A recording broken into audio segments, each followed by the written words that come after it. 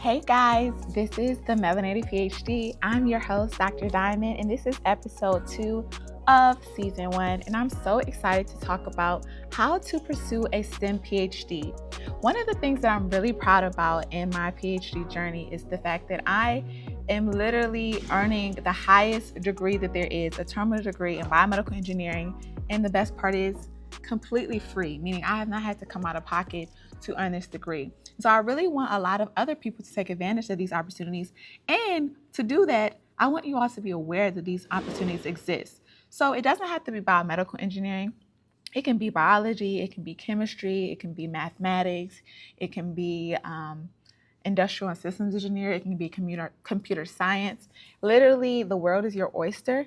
And so a lot of times when I tell people about how I've been able to get a STEM PhD completely free, they ask like, okay, so how do I go about that process? So let's talk about that here. So the first step in pursuing a STEM PhD is understanding that it's very different from pursuing a undergraduate degree at like a college level, collegiate level, right? Because at the collegiate level, you're really just applying to the school. And although you may consider the rigor of the program itself that you're interested in, the PhD application process is a bit different because you really want to prioritize your research area or your principal investigator and what the principal investigator's research background is, their mentoring style, and whether it complements the way that you want to be menteed, right? So this means that not only do you want to be a part of a research group that aligns with your research aspirations, like whether that means you want to go into academia or whether you want to go into industry, or maybe you want to start a startup company, you should really look at the track record of that principal investigator and also graduates of the lab and see what they've done before deciding like, okay, this is a good fit. Another thing that you really want to consider is the funding aspect. So when you're going into a PhD, yes, it's fully funded or it's free, but that's because you are funded through these things called fellowships. And so you can have both an internal fellowship or you can have an external fellowship. An internal fellowship will usually be coming from the university to which you are pursuing the PhD. And then an external fellowship is really, how I like to say, money that's following you. So if you apply for like the National Science Foundation Fellowship or the GEM Fellowship, the Ford Foundation Fellowship, you can do all of these things unattached to a lab, meaning that if you get those funding offers, that you really can write your own ticket and you can use that as leverage as you're applying to different labs to basically say, let's say you have a lab that you really want to be a part of, they're doing exactly the research that you want to do, and maybe the lab's PI doesn't have the funding to bring you on because maybe their funding is just allocated to their current students, then you can say, well, I actually have the NSF fellowship, which will fund me for up to 4 years. So now it's like, oh, okay, this student is free to the PI, and maybe that will give them more susceptibility to want to have you join. But I would really watch out for that because it kind of does add an extra layer of stress when you are 100% responsible for your funding outcomes. And so this is why a lot of times, not for every case, you see people that have to become a teaching assistant or a TA, or they have to become like a research assistant or like be co-TA, co-RA to make sure that they can sustain their funding throughout their PhD program. And while a lot of times those opportunities are still great for your resume, great for your experience, you just don't want to be forced into a situation where you have to split your time when research is already time consuming enough, right? So like I said, when you're choosing a PI, you choose the PI, not the school. It's not as important. Like, yes, it's good to go to a top school. As a biomedical engineer, I would say, Johns Hopkins and Stanford and UC San Diego. Those are like Georgia Tech. Those are the heavy hitters when it comes to my industry specifically. But University of Southern California is still a great school, and my PI specifically is very renowned in her field, and especially in computational biology. Another thing that you really want to consider is the research area itself. Is this something that you can see being complementary to your future goals and aspirations? One of the reasons, like I mentioned in the last episode, let's start with the basics. If you haven't watched that one, pause this one and go back to that one and then come back to this one. I was talking about why I chose computational modeling or computational biology. I was really drawn to how translatable the skills are. So even though I'm working on in silico tumor models, I can really apply these coding methods and these tools and these sensitivity analyses, all these things that I'm learning over the course of my PhD for these cancer models to any type of biological phenomena. That can be diabetes, that can be arthritis, that can be neuroscience. And so I thought that that was a really good way for me to still um, maintain my marketability. If I, for some odd reason, decide that I don't want to do cancer research anymore, I can still be a coder and really work in any space at any time. And so even though that may not be your story, like, keep those kind of things in mind. Like, I think education is always an opportunity to open doors for you. So you never want to pigeonhole yourself. And I think that's a reason why a lot of people choose, not to pursue the PhD, because they feel like they're becoming super niche in the area. And I'm not going to lie to you, you are becoming super niche in an area, but there are ways to make sure that you're very well rounded.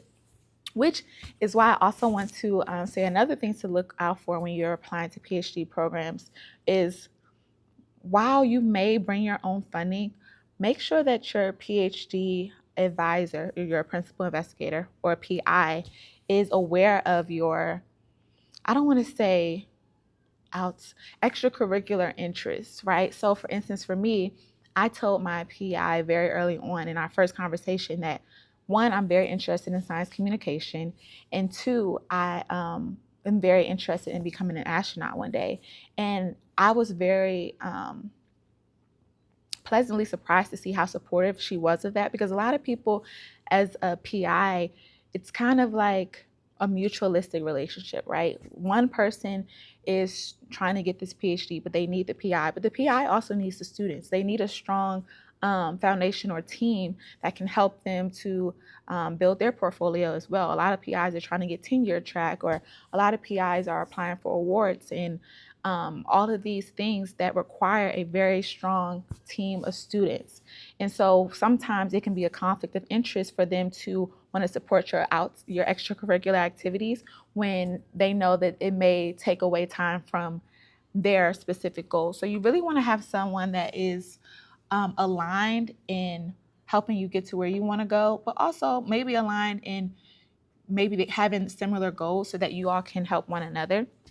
And so for me specifically, because she knew I wanted to be an astronaut, and that I also am into science communication, she was very supportive of the melanated PhD, which I started early on, but also in networking and conferences. I had the opportunity to travel the world over my PhD program. So I always tell people that even though it's been, 5 years, it's not spent the same as you spend a 4-year period in undergrad. I've been able to present at in Melbourne, Australia, at the Asia Pacific Prostate Cancer Conference. I've traveled to Lausanne, Switzerland, and I've literally been able to travel to Paris, all for in the name of research and academia.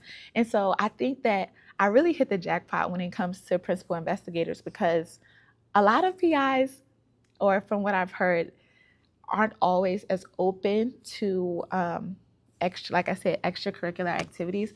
So keep all these things in mind when you are thinking about applying for a program. Okay, so let's say that you find a PhD advisor and that you love, and you think this is the one, everything is aligned, they're doing the research you want, you think that this PI has the mentor style that will complement the way that you want to be mentored, and you've talked to other students and they've vouched for their experience, and you think that this could be a good fit. What do you do now? So once you found a lab or a PI in your university that you want to apply for, you're probably going to have to apply, not probably, you will you will have to apply to the school itself, right? So for that process, you are going to need probably 3 things, and that's a statement of purpose, or also known as a personal statement, and a graduate research statement. You're going to need probably a few letters of recommendation. And I think the general consensus is between 3 to 5 letters of recommendations. So for the letters of recommendation, you want these to be really, really strong. You want these to be from faculty, mentors, research advisors that can really speak to your research potential, but also your discipline and your track record when it comes to working in a high stress environment like the PhD.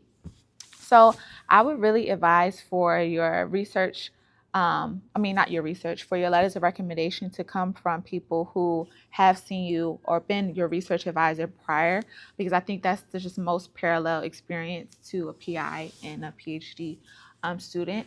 Also, I would say that you want to make sure that these people are not just giving a generic letter of recommendation.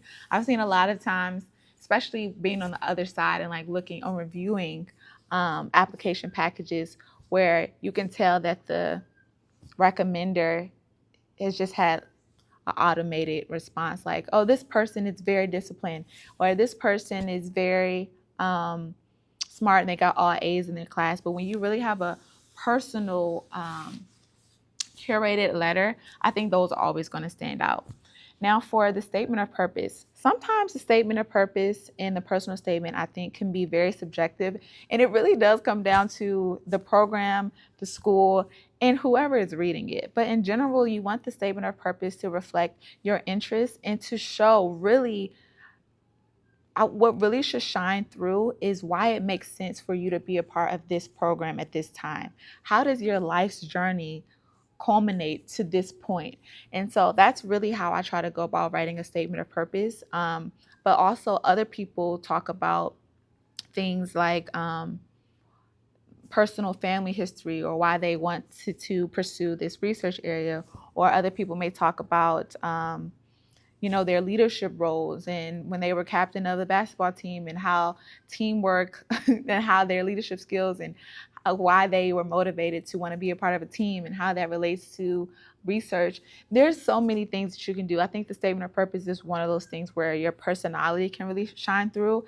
And I think that the graduate research statement is really when it becomes more technical, like when you should really be speaking in academic terms and academic writing in that style. And so I think that the statement of purpose is one of those areas where you can really make sure your personality shines through and shows why they should accept you as a person and not necessarily just a good researcher, which brings in the graduate research statement. Also, I forgot to mention, you're going to have a CV or a resume, and you're probably going to have to show your transcript. So of course you want those. All of these aspects contribute to a very strong application package. And if you want someone to look over your resume, let me know. DM me at the Melanated PhD. I'm not gonna give in-depth notes, because the last time I said people could do that, so many people asked me, and I'm trying to graduate, guys. But I am really motivated to help as many people that I can. So if you want me to look over your resume, I can give general feedback. What else? Yeah, I think that's basically it. If I think of anything else, I'll let you all know in the next episode. But yes.